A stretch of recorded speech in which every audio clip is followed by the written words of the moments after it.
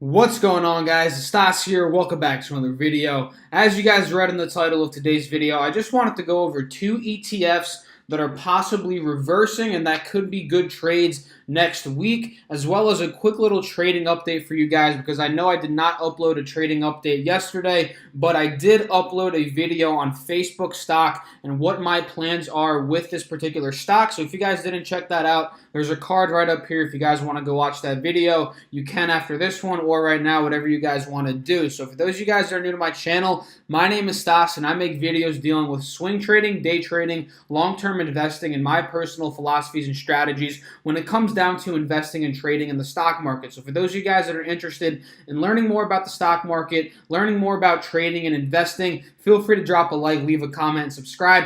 And let's get started with the topic of this video. So the one ETF that I'm watching very closely, guys, is ticker symbol UGAZ. And this one is a inverse ETF. Most of you guys should know this inverse ETF combo by now because I trade it a bunch on my channel, but it's inverse. For those of you guys that don't know, is DGAZ, ticker symbol DG. And these two ETFs, right, they trade based upon natural gas, which is a commodity. Whenever this commodity, natural gas, is going up in price, UGAZ is going up in price, and whenever it's going down in price, DGAZ is going down in price. So for those of you guys that have been paying attention to my channel, about a week or two ago, I made a good amount of money trading DGAZ on this downtrending pattern that natural gas was experiencing. And then we started to see a little pullback on natural gas. We see that here it didn't make another lower low, but instead it popped up above the EMA line and it started to get closer to this 50-day SMA line. And what we can see here, it got closer to the 50-day SMA line, got rejected there, and then it went right back to that same exact support level where it ended up bouncing the previous time. And we can see this a little bit closer on the 20-day 1-hour chart perfectly here. We see,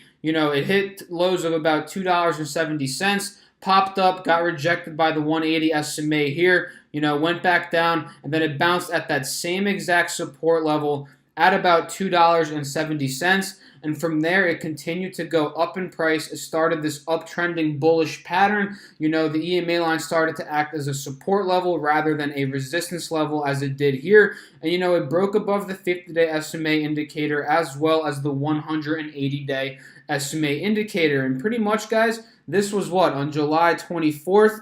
This was 3 days ago. So pretty much this whole week, ever since about Tuesday, natural gas has been uptrending, and we see it did break above the indicators like I said, so this is a break of pattern. It's no longer downtrending in price. Now it's starting to uptrend, as it's trading above all of these different indicators that we use to confirm an uptrend. So why?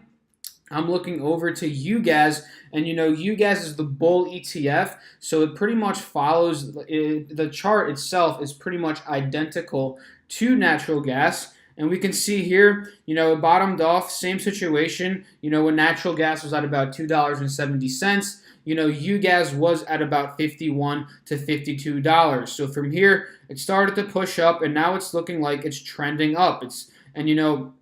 It's trending above the EMA line. It's trending above the 50-day SMA indicator. But what I'm going to be watching in this week, this upcoming week in particular, is if this 180-day SMA indicator acts as a resistance point, because we do see here that it has not yet broken above. Obviously, it has not yet broken above this indicator, and this indicator could act as a resistance point as it has in the past. We see here, as UGAZ was uptrending, it got rejected here by the indicator. So this has been, right here too, again, right, it has been, a resistance point in the past, and that's a very big thing to be looking at with UGAZ. But I do see potential in this ETF, since it is showing signs of reversal. And I just wanted to shout it out to you guys in this video because this is one I'm looking at very closely to trade Monday or Tuesday, depending on, how natural gas is moving. So that's the first ETF I'm watching for this upcoming week.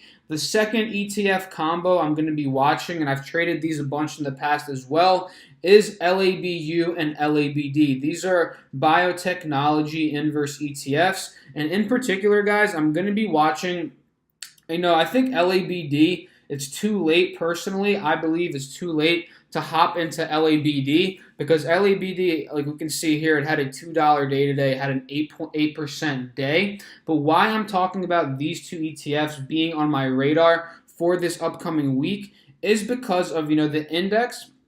And for those of you guys that don't know, LABD and LABU, they trade based upon SPS IBI. But this index, like we talked about in a couple weeks ago, in a video I made a couple of weeks ago when I was watching this ETF combo, we see that it was having the index itself was having a very hard time breaking above this $7,800 support or resistance level. We see a couple weeks back, it topped off here, saw a nice pullback in its price. It shot back up as it bounced right about at the 180 SMA indicator, and then it struggled to get above the same support level for about 10 days to 2 weeks, right? And that's a very good indication that this is a solid, I meant resistance point. This is a very solid, this is an indication that this is a very solid resistance point. And from here, it started to downtrend in price. I missed the trade on LABD, but this was a great opportunity to hop into LABD. But, I'm going to be watching very closely, on this particular index. If it breaks above this 180-day, or if it bounces above this 180-day SMA indicator, because what we do notice on this index, if I remove all of these drawings, let's see, clear drawing set. Okay, now we've removed all the drawings. What we can notice on this index is that it is on an uptrending pattern over time, meaning it's creating higher highs. And it's been on this pattern since the middle of March. So what we can notice here, guys, that we see a green candlestick starting to form right above this 180-day SMA line. So why I'm watching it in particular, guys, to see if it's going to continue the uptrending pattern by bouncing up here and pushing up, which means that LABU will end up being a good play. Or, if it breaks below the 180 SMA, starts to go down even further, which means LABD will end up being a good play. But to be honest, since LABD already had insane moves, as we can see it bottomed off at about 21. Now it's all the way up to 25, so it's already seen 16% growth, as well as LABD being a downtrending ETF over time. I do see LABU having more potential in this particular situation, as a dip buy.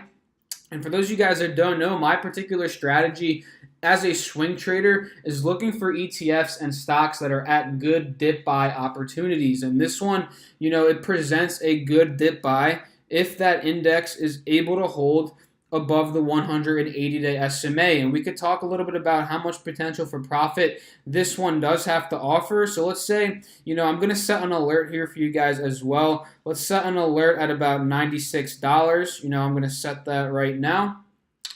Mark at or above $96. And why I'm picking $96 as my price point for the alert is because, if this one ends up bouncing here, continuing this uptrending pattern that it's on, by the time it hits about $96, $97, that means, it would be on a fully, uptrending pattern from there. It would have confirmed the bounce. So I wanted to, indicate, or I wanted to alert me when it bounces and it confirms that bounce, right? And that's when I would be interested in taking a position. But let's say we do get in at about $96, and this one does get up to previous resistance points at about 112, that offers a 16% potential for profit. And I'm really liking this one, and it's really attractive to me due to my swing trading style. So these are two ETFs that I'm watching for this upcoming week, LABU and UGAZ. And I'm just going to be watching the pairs as well, LABD and DGAZ, just to see where these,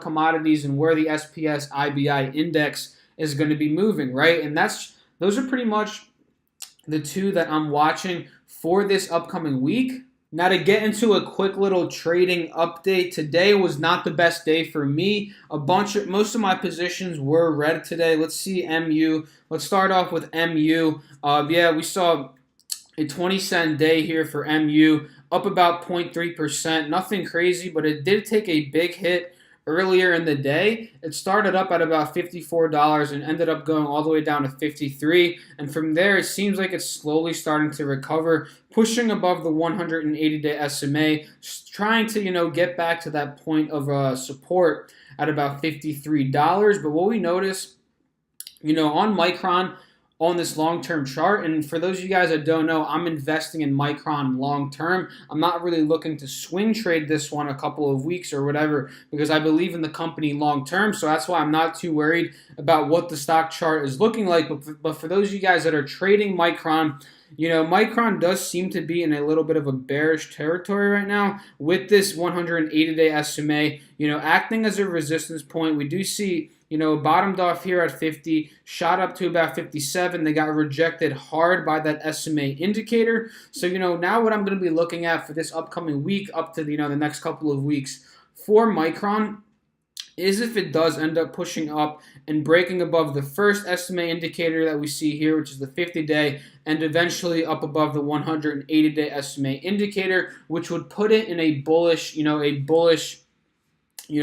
territory, right? Because right now, since it's getting rejected, it's bearish. The price has been bearish over the past couple of weeks. So we want to see that push above, the indicators that we see there in order for Micron to be more of an attractive buy as a swing trader. But again, I'm long-term investing Micron, so this does not worry me at all. I'm just going to keep going and rolling with the punches, right? So that's what we're doing with Micron. We saw that ticker symbol RUN, which is another position that I've been in. I pretty much lost all my gains on this one, but I'm still planning on holding it for a little recovery. Maybe I can break even on this stock or, double down and wait for the pullback, back up to the 180-day or the 50-day SMA indicator here. But as of now, I'm still holding run with an average position at about 1470. So I'm not really down much at all, like not even 1%, like probably like 0.3% right now. So there's no reason for me to cut my losses yet.